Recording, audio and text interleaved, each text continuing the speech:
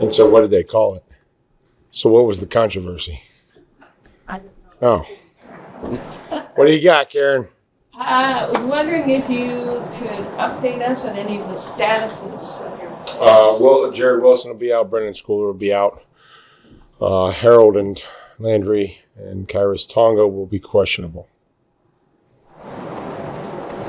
How big of a challenge are the Giants when it comes to running the ball? They came into this week leading. Yeah, in the attempts, good running football team, led by quarterbacks that are mobile and that can run, whether that's designed or play extension.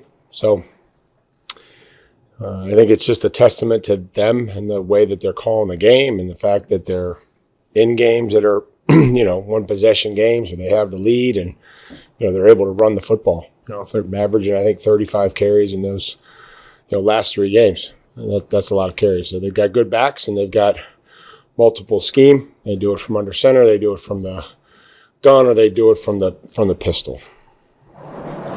What allows them to have success on some of their RPOs with the rules in the NFL where it's tough for linemen to actually be able to get downfield and block? Well, I mean, again, they've coached it a long time.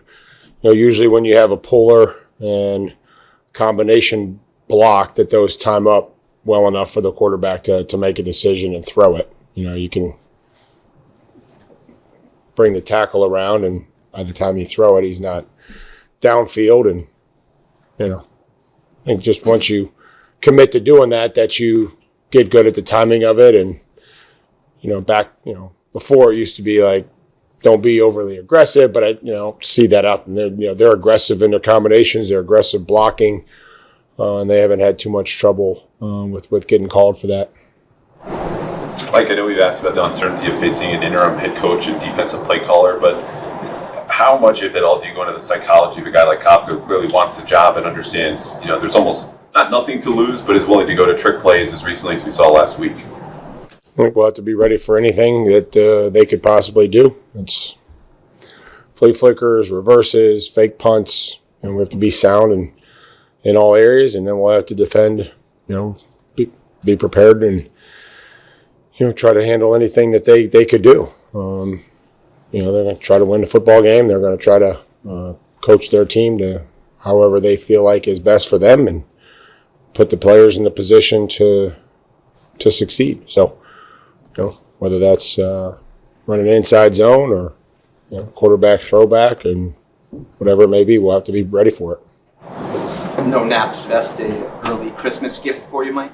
Apparently. Stuff I say ends up on a vest, I guess. I don't know. I didn't make it myself. I can promise you that. Who gave it to you? Stick hooked us up. Hooked me up. That's great. What did Miles battle to earn the spot in 53? Miles been working hard, like a lot of guys on the practice squad, and with AA going down, we just needed to kind of figure out what rotation. I think there's other guys that are deserving, but Miles was certainly going to have to be ready for this game, so was able to bring him up to the 53. We didn't get a chance to watch the backup quarterbacks a whole lot now. Obviously, of course, the referencing his training camp. How have they progressed, Joshua and Tom, of course? I think good. I think we use our Thursdays practices for competitive reps, and they're leading the show team, and we don't ask those guys to throw it to a certain guy. We tell them to read it out and play quarterback, and do that down here in the red zone on Fridays, and try to put them in positions to read the coverage and middle field open, middle field closed, pressure, whatever it may be. So I don't ever want to do that. I want to let them, every player at every position try to play the game and practice and be ready to go. We talked to Zach yesterday. Obviously, his background in New York. I was talking to Tommy. I talked to Tommy a little bit. How much of a resource has he been this week for you guys, or is that kind of? Well, again, the play styles of certain guys that he would understand and know, and again, whether the call sheet is what it is just if you could tell me when one of those calls is coming off of the 120 that are on the call sheet, that's be a pretty good skill. So I think a lot of that gets overblown, and unless Tommy can tell us what play's coming next, once the game starts, I don't know if he's going to be able to help us. Stefon Diggs described your coaching style as being the perfect parent, kind of knowing where to meet players where they were emotionally. Where did that derive from? Was it something that just kind of came over time? Was it a particular individual? What kind of informed that particular style? Well, I mean, I'm far from a perfect parent. I think you could ask my kids that. I just try to have a good relationship or a relationship with the players and figure out what they need and be honest, be direct, be authentic. I think is the biggest thing. Trying to be as authentic as possible. Don't try to bullshit them. Try to give them information that they'll need or things that they'll need to help them have individual success, which hopefully leads to the team's success. And just trying to manage everybody here the best that I can.